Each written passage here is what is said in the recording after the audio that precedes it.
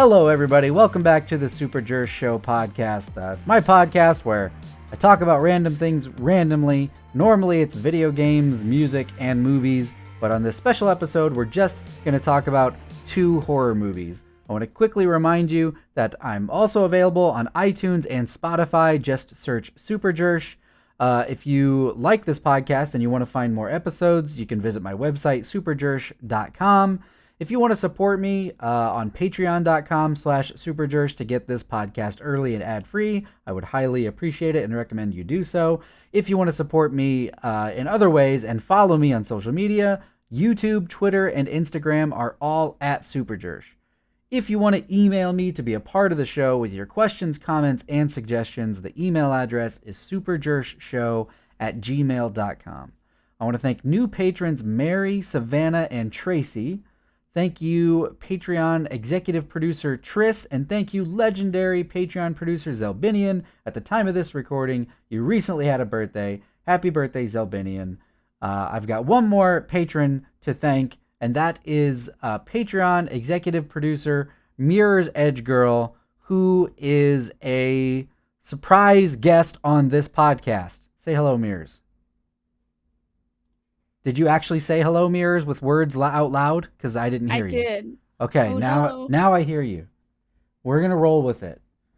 Okay. But I'm certain your microphone is choosing to ignore the first 3 seconds of sound that you're making. Yes.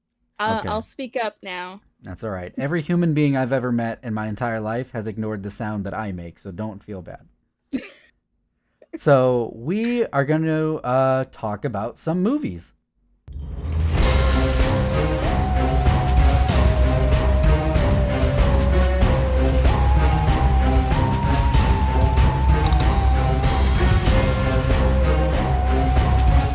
Okay, so I'm in the Halloween spirit, Mirrors. If people watch this on YouTube and see the video to see you, see me, they're gonna see the haunted trees behind me because I changed the background for this episode and maybe a few more episodes. But we're gonna talk about some horror-themed movies, Evil Dead 2 and Event Horizon, which I want to give a full spoiler warning for really quick for everybody. These are older movies. I'm not doing myself any favor talking about 30 and 40-year-old movies. It's not the new hotness, but it's what I have watched in the Halloween spirit, and I wanted to talk about them.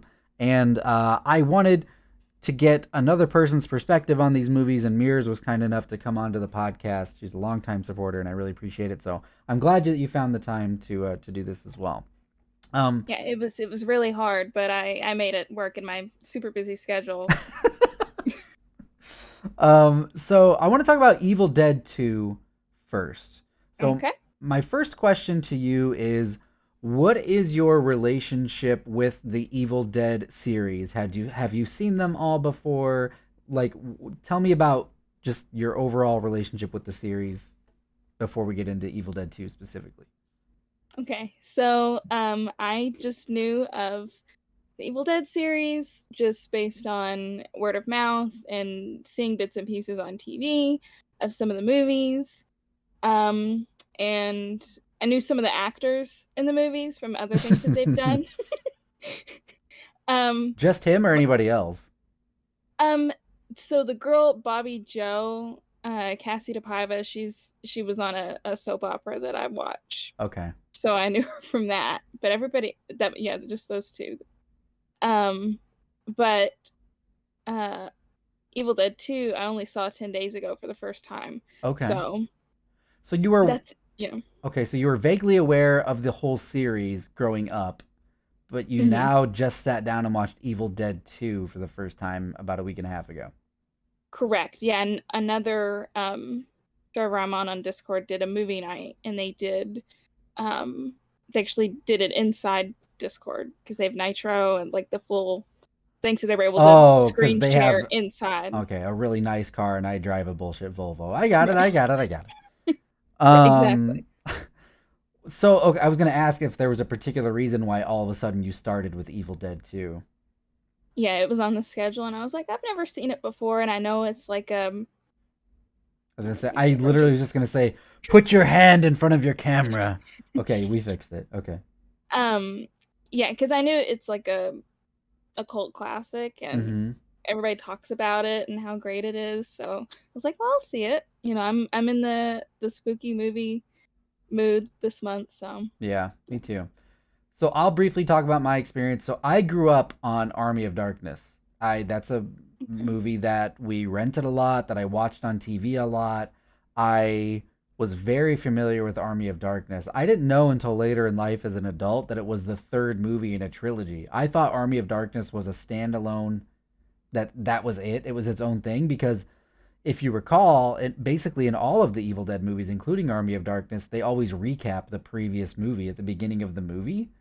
And so when you're, you know, it's the 90s and there's not the internet really, and you don't know a lot about a movie except the case looks cool when you want to rent it, right?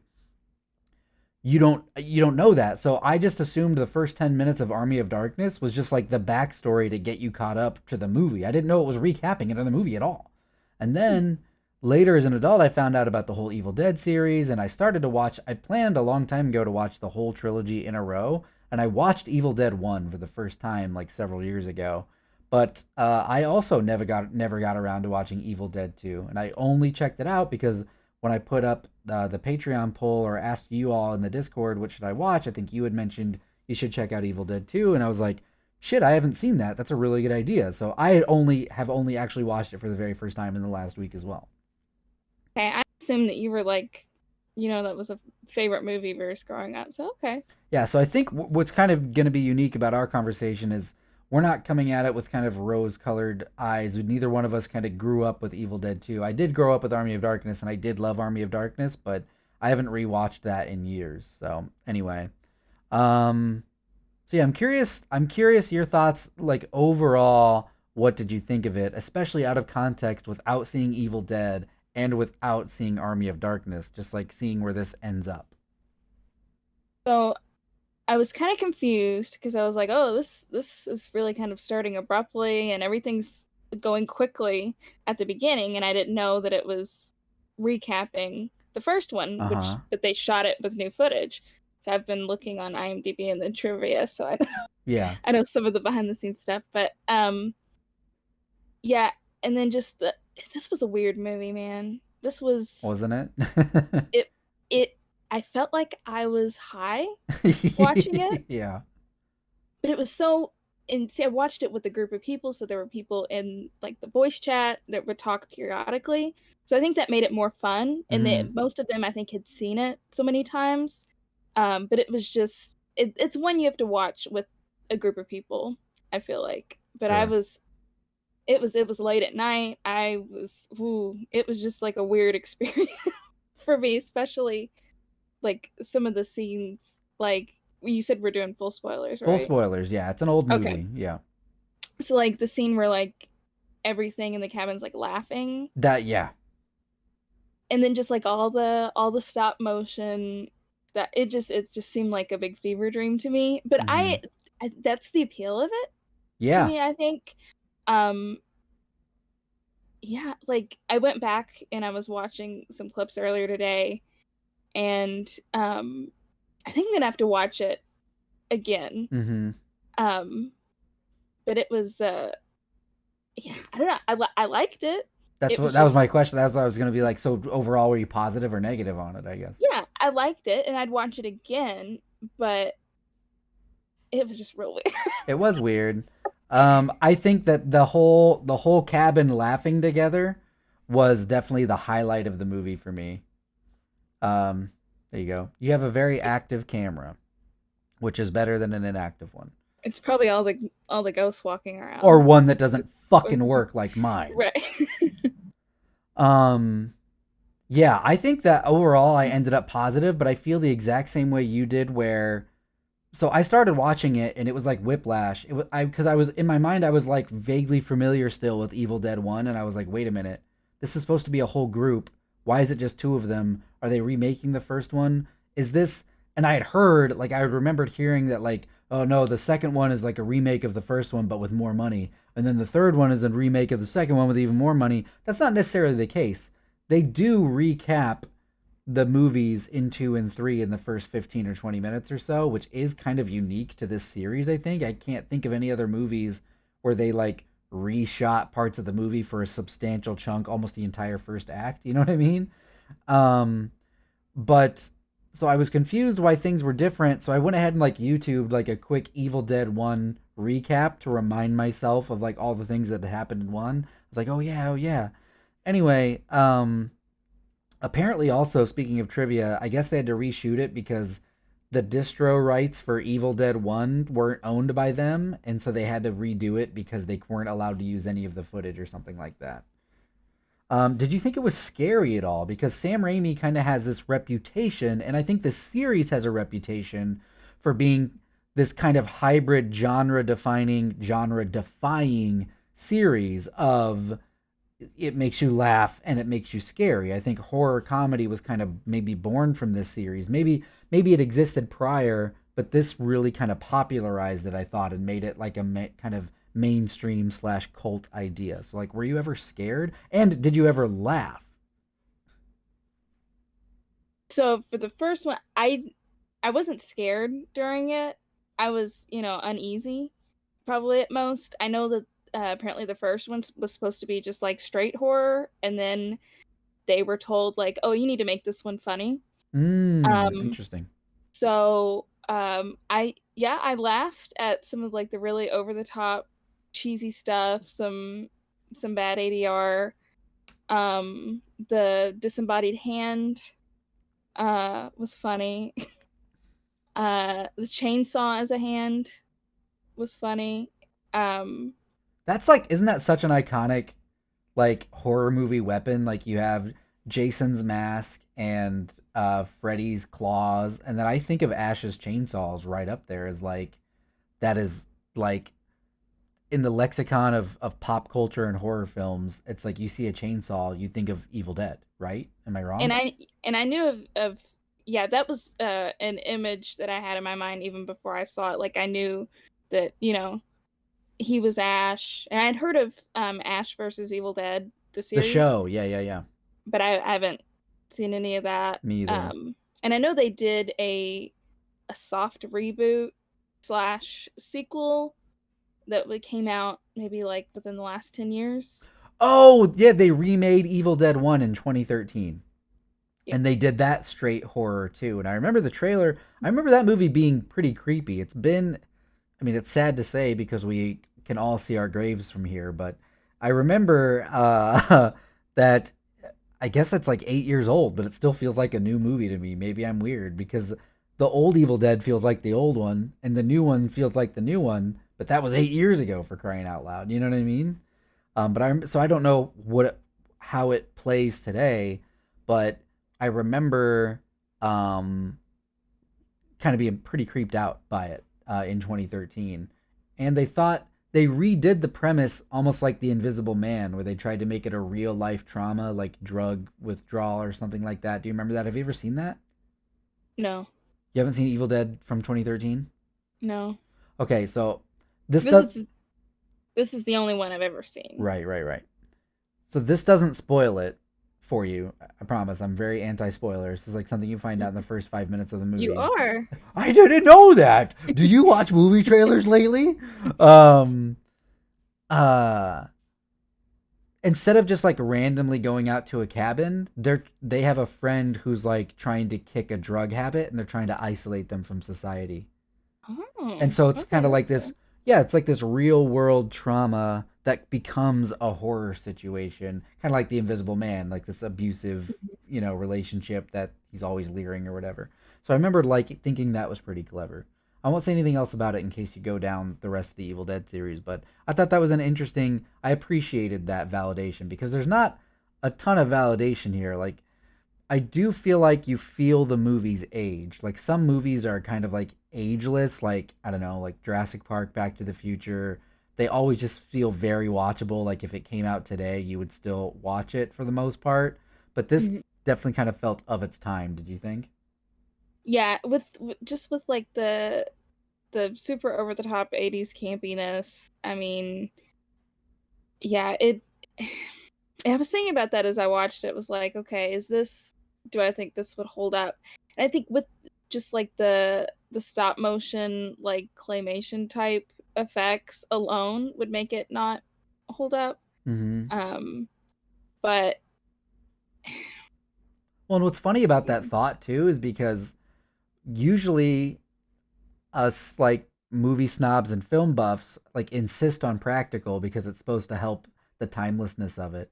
But in this one, I feel like their budget was so restrained, or they were so just kind of loosey goosey with caring about how realistic everything looked. I don't think they cared very much. I think they wanted it to look goofy, but yeah, very much like even the stop motion in Beetlejuice probably holds up more than the kind of like the puppetry of this kind of movie. You know what I mean? right, and I read where I think it was the chainsaw, like the smoke that came from that was like actual tobacco smoke, Oh, where they fed like a tube through it, and then I don't know if it was Raimi himself or somebody else was literally like blowing like cigarette smoke through there. wow. Like it was kind of crazy, like the lengths that they. I hate this. It's fine. We're good. I'm leaving all of this in for the audio Oh, because are you? Oh, oh yeah. uh, it was kind of crazy, like the lengths that they went to, like stuff that they could have just, you know, done, at the time CGI, and Yeah, they decided to just go full practical with it. And that knowing that after the fact, it makes the movie more endearing to me. sure. Um, because I just like anything that I've done, it's all been like practical. So Mhm. I like that they did that. But yeah, they had in like the blood was they did different colors. Yeah, it had to be green or something like that, right? Yeah, to avoid an X rating. Right. Because this they were like, "Oh, that's too much blood, too much blood. This is too graphic. This is too graphic of a movie. It's gonna be rated X." And so they were like, "Okay, green and like yellow," and then it ended up being unrated anyway. But It is so funny kind of like as we as we progress as a species and continue creating entertainment, for some reason the boundaries keep getting pushed further and the lines keep getting blurrier and blurrier on what is explicit and what isn't, what should be allowed in television, what shouldn't be, things like that. And it's funny because I feel like if you described this movie today, oh, there's going to be a naked headless zombie cut down the center of her body chasing somebody around with a chainsaw, that's mortifying. You're never going to get away with that. But then you show them the clip from this movie of how bullshit cartoony it looks, and it's like the least menacing thing you've ever seen in your right. life. You know, like it's just it's funny how like yeah, like you can get away with more like the worse it looks. So maybe that kind of went into the effects too. Like animation can be more violent than a live action movie because it's just a cartoon. So maybe if they weren't more realistic with some of the animatronics, then they would have been in an even tougher spot, you know? Right. I mean, speaking about the storyline just briefly, and I mean, I don't ever have like an outline for this shit, but I feel like making Ash turn into a zombie was literally in the script because Sam Raimi wanted to see Bruce Campbell as a zombie. I don't think it made a ton of sense when it happened, why it went away, why it decided to come back. I just thought seeing Bruce Campbell Yeah. as a deadite, a demon possessed person, I just thought it looked fucking cool, but it didn't make any Yeah. sense. You know what I mean? Yeah, that was one.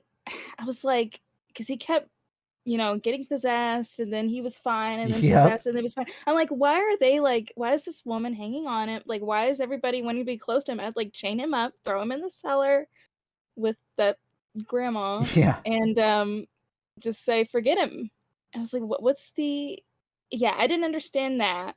I didn't know if that was just like something like maybe from the first movie that I just didn't understand because I didn't see that one. Right. Um, but yeah, I thought that was I was trying to understand. I was like, "Well, maybe I missed something," but I No, thought they it was weird. definitely when they felt like it would be a cool story moment, then somebody was possessed. You know what I mean? And I also think that comes with like the character decisions too. Like they really tried to do almost like The Conjuring, where the ghost story is happening in plot A, and in plot B, the people that are going to come save the ghost story is happening in like a completely different movie. and then they converge at like the midpoint.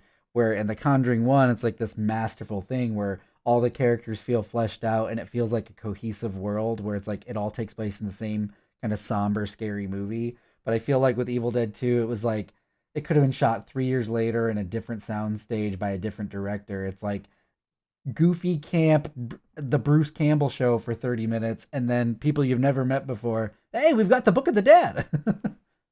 Yeah. Is there anything else that stands out to you for as like extremely memorable from like a horror factor, a gore factor, a comedy factor? And do you think that you're gonna maybe watch the rest of the series, go back to Evil Dead 1, and then catch up with Army of Darkness and the remake, the show, whatever? Like the shot of course there was probably many of these of like the close up of Ash as he's like eyeballs jutting Mm. out, like laughing and like blood on his face. I don't know. I liked that it was just kind of balls to the wall Mm-hmm. crazy. Mm-hmm. Um and yeah, and oh, and I liked like the POV shots of like the The what Deadites, the deadite demons. spirits Yeah. like zooming through the woods. And my favorite example of that is when it comes in from the woods and like chases him through the house. And it's like a oneer. It's like a one shot where they go Yes. through the different rooms. And it's like, that's like very creative, very Sam Raimi. He loves Mhm. POV. He did the same thing in Spider-Man 2 with the Doc Ock arms where you're, Mhm, mhm. killing the people from that perspective. I definitely loved the use of POV. I would agree with that as well. Yeah, and I'll probably go and watch all the rest of them since I think the 3 are on HBO Max. Mm-hmm. I don't know about the most recent one The though. remake. That one's a little Yeah, harder to track down. It was pretty popular. So I don't it might be you might have to rent it or something or maybe it's or buy it on the black market or yeah. a back alley deal. Yeah, on the internet. The internet back Yeah. alley.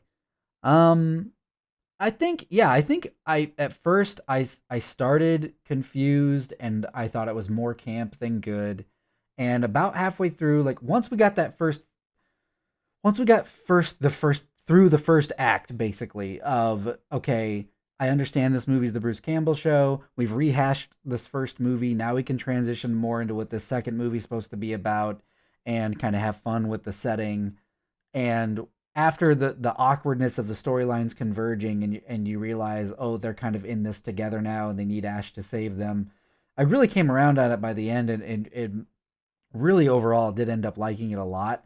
I really respect I don't know. I respect the insanity of it. I definitely 100% feel like this is never a movie that would be given any kind of medium tier budget to this day because the story's flimsy. Movie stars barely exist these days. It's definitely was like a Bruce Campbell, his charisma, his attitude. Yeah, the whole entire first 30 or 40 minutes of this fucking movie is extreme close-ups of Bruce Campbell's face. You know what I mean? And rightly so. I mean, he was in his prime. He was awesome. He's awesome in this series. You know what I mean? So, it's totally valid. But um, yeah, overall, I would say it didn't. Through the lens of time, watching it in present day, it's not particularly scary. It's not particularly hilarious. But I think it is weird and it is entertaining, and it's like really easy for me to like want to rewatch this around Halloween, probably every year now. Even whether I watch the other ones, I feel like this is like this really weird sweet spot where it still didn't have a very big budget, but it still was allowed to pull off some weird things. I don't know. Yeah, I'm interested to see the third one now based on like what I've read about it and how it reminds me of basically how Back to the Future went. So I have to at least, whether I have you back on the podcast or we follow up at all or not, I at least want to ask you in the Discord what you think because that's the one that Mhm. I grew up on. That's the one that I loved. That was like basically the studio Evil Dead movie. It was their biggest budget and it had like a wide release and I think more named actors in it and things like that. Um, Yeah, but and that was originally supposed to be the sequel. Um, I read like they were gonna do that idea as the second movie, And then Mm. the studio was like, "No, we need." There was there was a lot of issues I was reading with like things were getting put off left and right. There was like I think of a failed um I think Sam Raimi had a failed movie before then or Oh, something. yes, I know exactly what you're talking about. He made Evil Dead, then he went somewhere completely different and made a flop movie and basically had to come back to Evil Dead to try to get back on track and get some more money. And I think you're right. I think they were like, well, you need to do, we want the kind of the cabin scenario. We don't want this old medieval bullshit, at least yet. You know what Right, I mean? because they knew that that was going to be more of like a sure thing. Mm-hmm.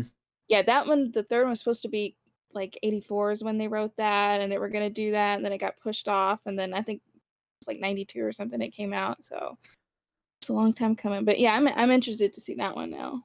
Another interesting piece of trivia I'll share about this, then we'll jump over to Event Horizon, is Ted Raimi, Sam Raimi's brother, actually in all kinds of makeup, plays the woman in the cellar, Mhm. and I thought that was really funny because he sneaks his brother into a lot of things. Even the Spider-Man movies, Ted Raimi is like a reporter there. Mhm. Man, be a relative of somebody successful, am I right? I know. That's where I fucked up. I shouldn't try to be a success. I should try to be related to somebody who's Right. successful. Damn it.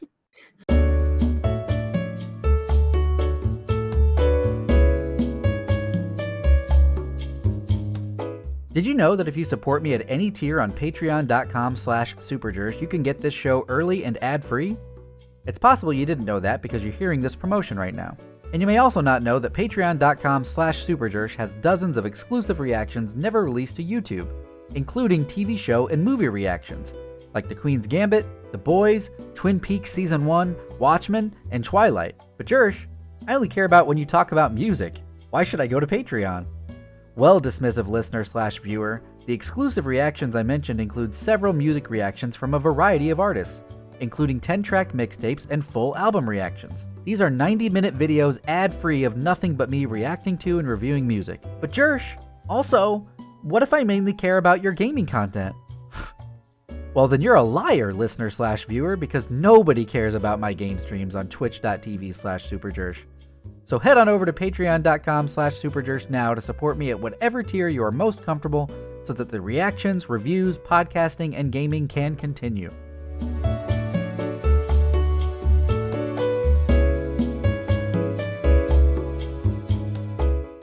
Anyway, so let's switch gears, or maybe not. Maybe we're not switching gears. Maybe camp horror and nothing scary about it is on the cards for Event Horizon. So again, full spoiler warning for the Event Horizon conversation. Mirrors, first, what is your relationship with Event Horizon? Have you ever seen it before? What was your familiarity with it, etc.? I finished it for the first time about 2 hours ago. All right. I think I'd heard of it, but I'd just never seen it. I'd heard my dad talk about it, but I didn't know what it was about, until what was it? Was it during, um, Probably Death Sunshine. Death Ship or Sunshine or something? You were talking about it, yeah. Probably Sunshine. Um, Yeah. and so you asked if I saw it, and I said I can do that now. So, So you didn't even know who yeah, was in it? Like you didn't even know the cast or anything? no, nothing. Wow. Did you read the premise or read anything else on it besides what I might have offhandedly said before you watched it? Like, did you read the HBO description or? I don't think so. Okay. Um, no, I just knew that it was something to do with some kind of a ship up in space and something crazy happens. Which, yeah, I mean, that's a general premise that doesn't really give away shit. So, yeah. Yeah.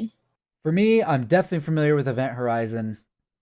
I watched it when I was younger, kind of grew up on it, went years without watching it, and I recently rewatched it because I brought it up and recommended it to you, and I was looking for scary movies to watch because it's Halloween time, and I thought I haven't watched Event Horizon in forever. I talk mad game about this movie anytime scary movies come up. I need to rewatch it to see if my recommendation is valid. So let me ask you overall, what were your thoughts on Event Horizon?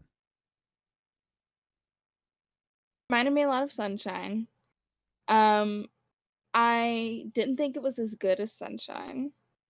That's fair. Um, Sunshine is very good. it wasn't.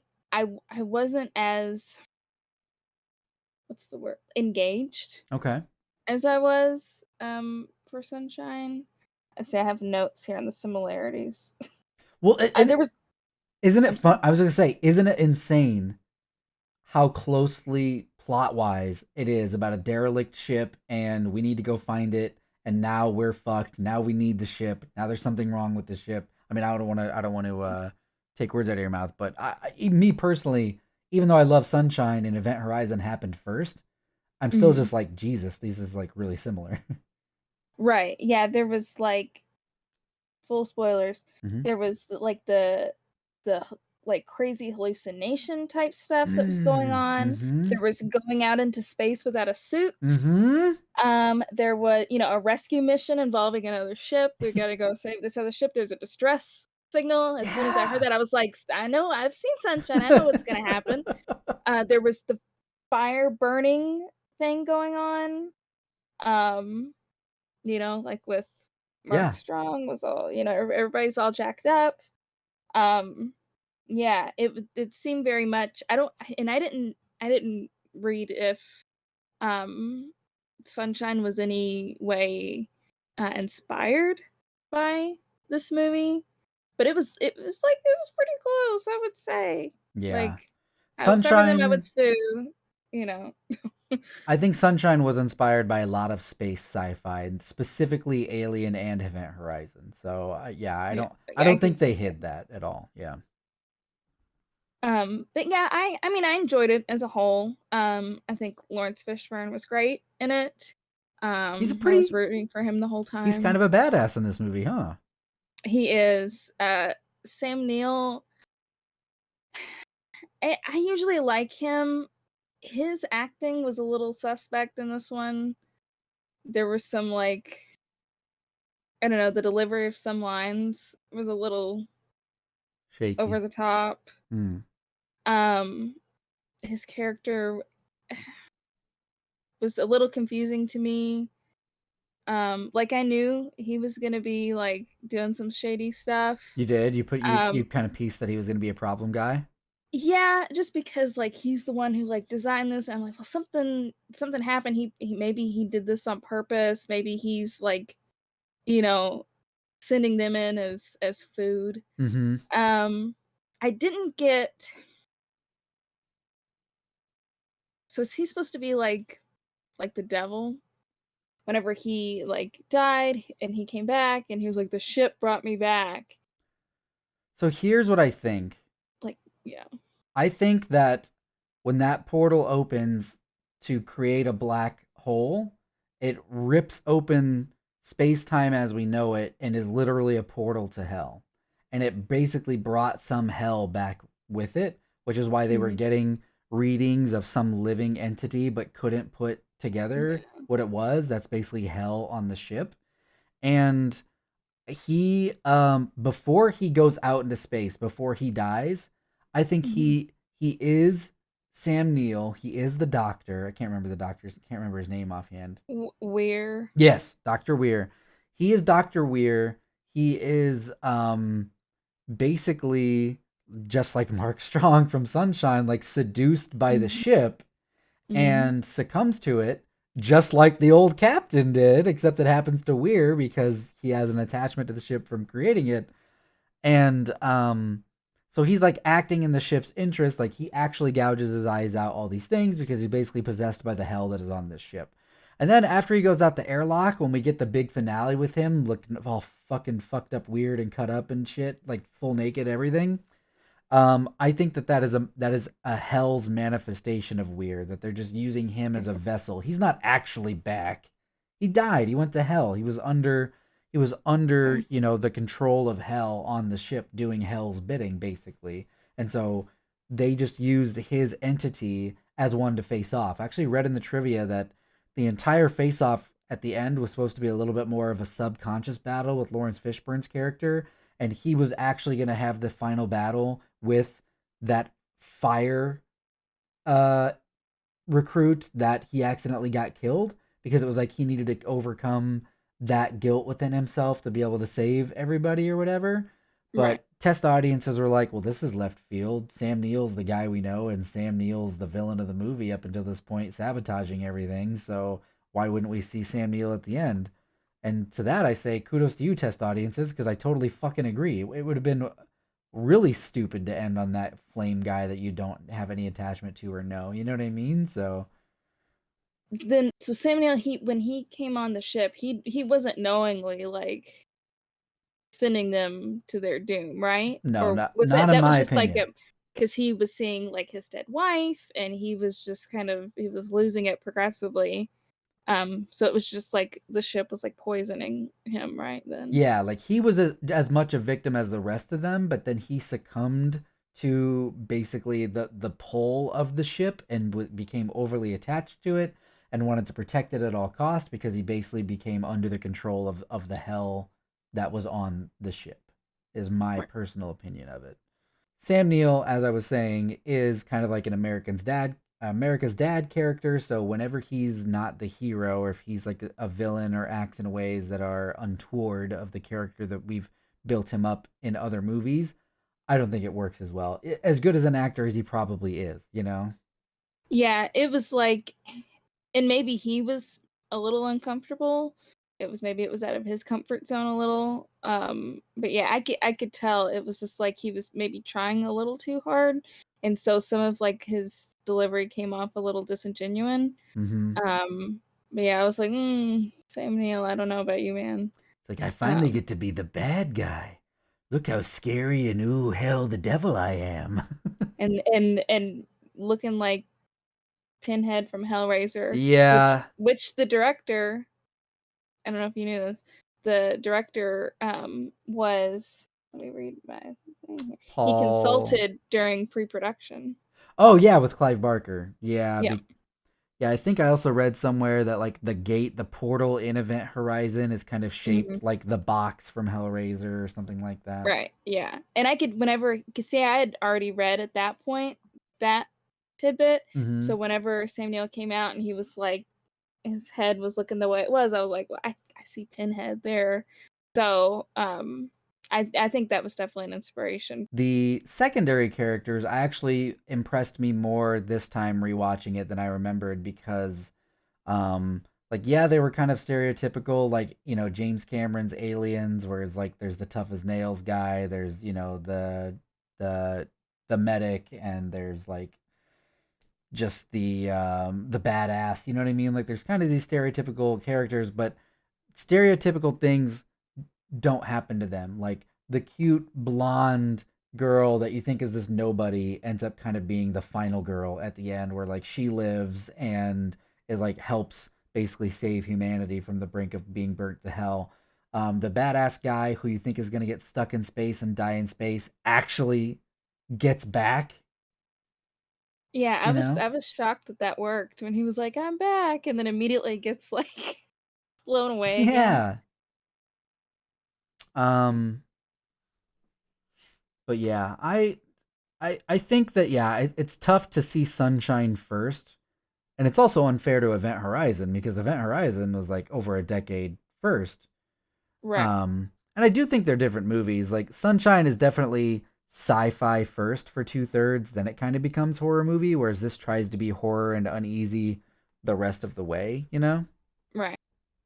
And then how about that the end credits music? Like Yes! the rave music? I was like, Yes! I need some glow sticks. I'm ready to party. Well, and this same guy, like, I think this might be the only movie that this director has ever made that is actually good.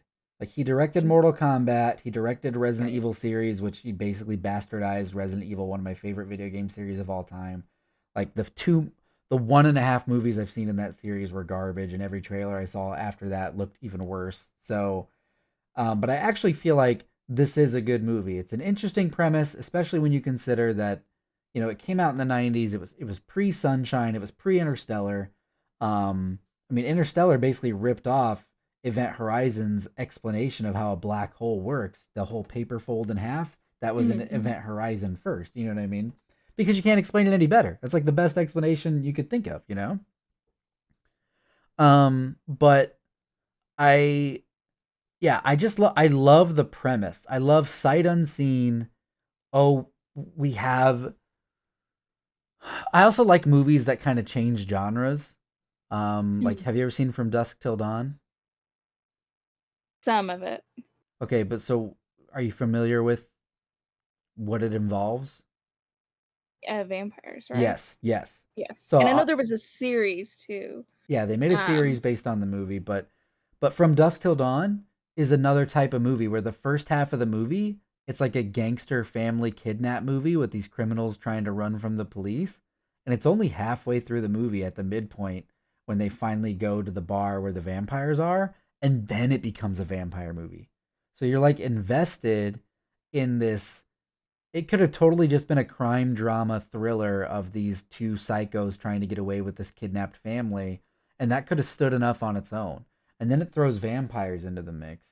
And yeah, it's like really unique in that way. If you've never watched it start to finish, you should watch it because it if you didn't if you didn't know that spoiler, like I didn't know that spoiler when I was a kid, mhm. I was like, what the fuck are vampires doing here in this like crime serious fucking crime movie? You know what I mean? Right. And so I feel like Event Horizon, if you see it sight unseen, it's a sci-fi movie, it's a rescue movie. Oh, it's about hell and demons. What? You know what I mean? Like I just think that's Yeah. fun.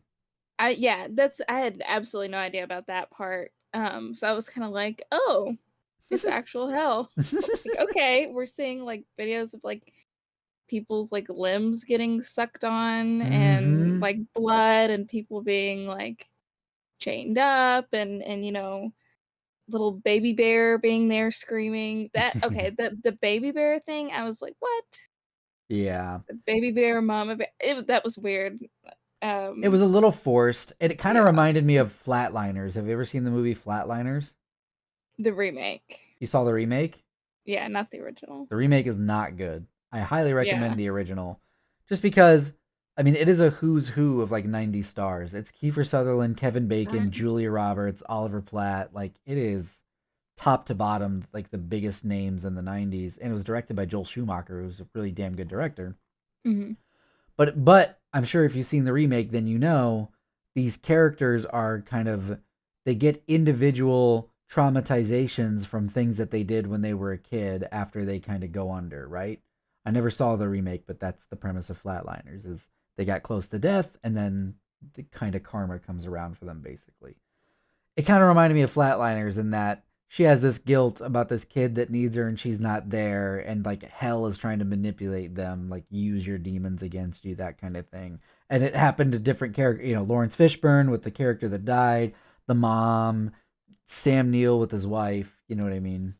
Yeah. Um, um and there were also some like I don't know if you noticed it, some like really cartoonish sound effects I that were didn't a little notice kind of that. okay. There was kind of like a there was one part. It almost sounded like something you'd hear at a circus. Um, just like man, I wish I could have like an actual example of it, but it would be just like little bangs and stuff. It would be like Uh-huh. boom, boom. Like I don't. It was there was cartoony Almost like stuff. a cartoon. I will say Yeah. we just talked about the practical effects that Evil Dead 2 used. This one was very CGI and computer heavy for the 90s and the effects did not age well at all. Yeah. I think yeah, I would say probably Evil Dead 2 probably aged even better because they went with practical, you know? Yeah. Um yeah, so oh, and what Jason Isaacs from The Patriot and the Harry Potter series. Mhm. I feel like I've his character was a little uneven. yeah, it yeah, he was a little and he ended up real uneven too, but ding. Um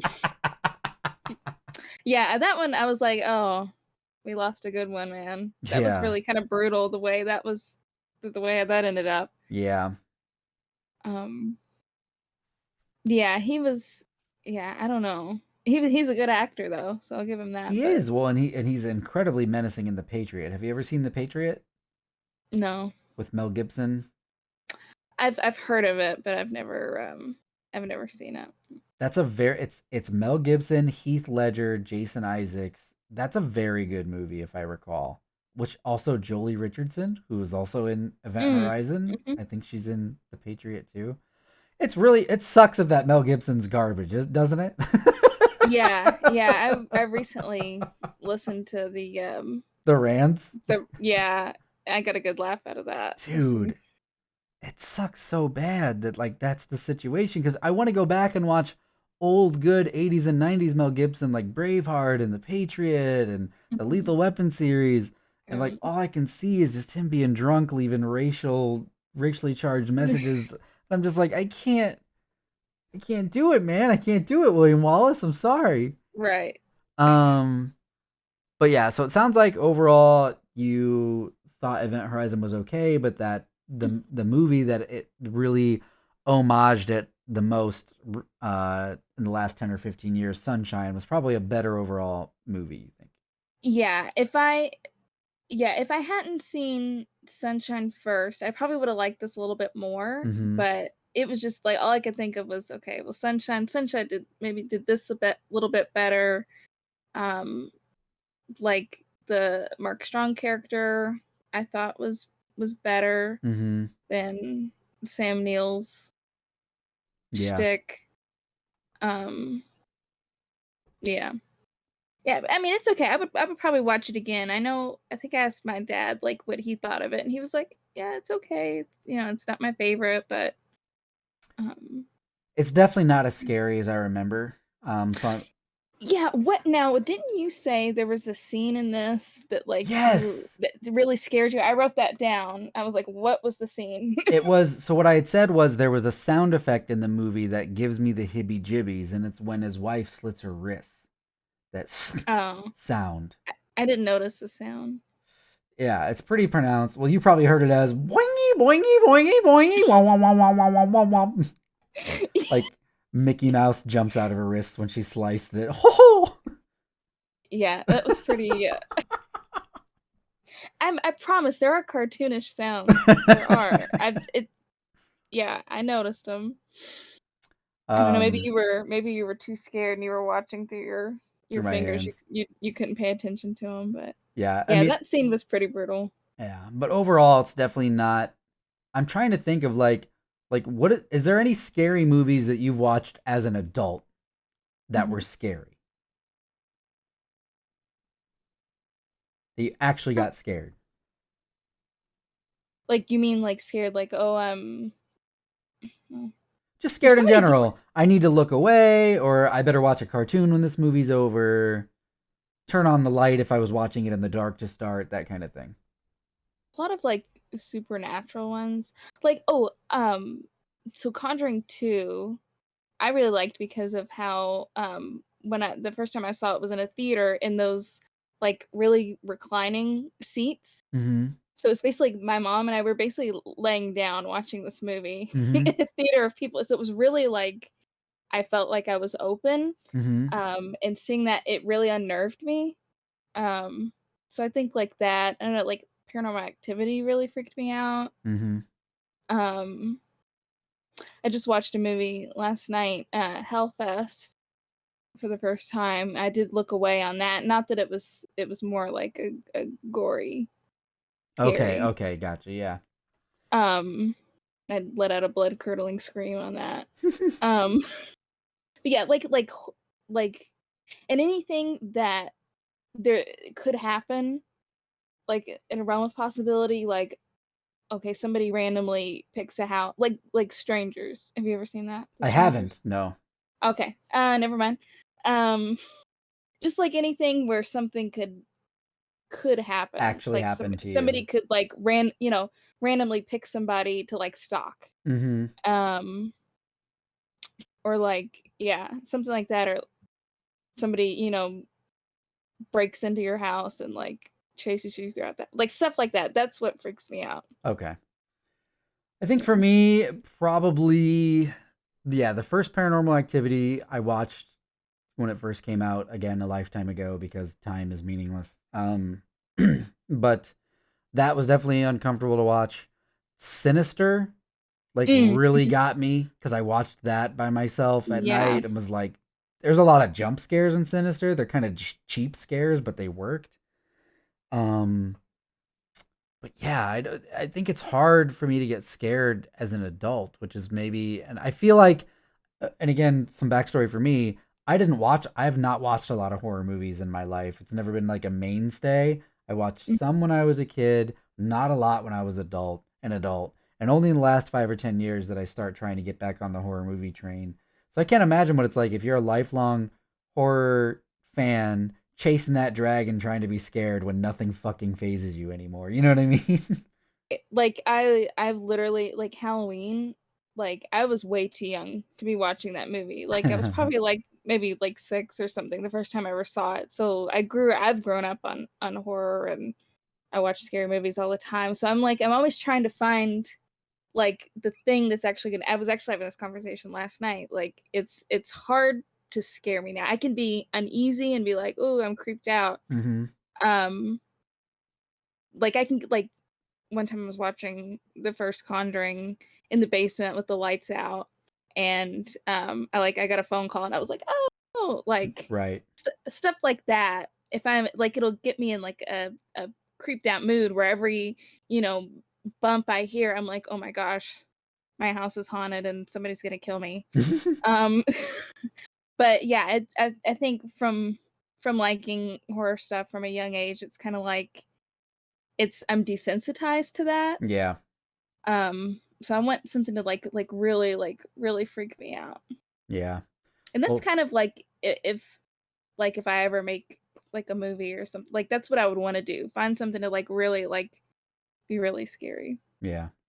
Well, we'll keep chasing that dragon. We'll definitely cover some more horror movies either here on the SuperJersh Show podcast or maybe just talk about them in the Discord. I don't know. I want to do a watch alongs and watch parties as well, but it's really hard to determine what people want and making people, make an investment and a time appointment to join something live. I think is kind of a big ask as well. So, but I definitely want to do a few more horror movie discussions this month, and I will. Mirrors Edge Girl, thank you so much for your support and for being here and for agreeing to be on the show to chat these movies with me. I really appreciate it. This was a ton of fun. Thanks for inviting me on, and I had a lot of fun. That is going to do it for this episode of the SuperJersh Show podcast. If you liked this episode, you can find more on superjersh.com, my website. I'm also available on iTunes and Spotify. Just search SuperJersh. If you want to get this podcast early and ad-free and support anything that I create, you can visit me on patreon.com/SuperJersh. If you want to support me in other ways and follow me on YouTube or social media, YouTube, Twitter, and Instagram are all at SuperJersh.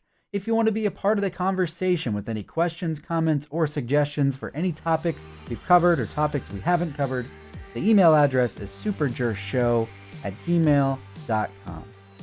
As always, thank you for listening. Until next time.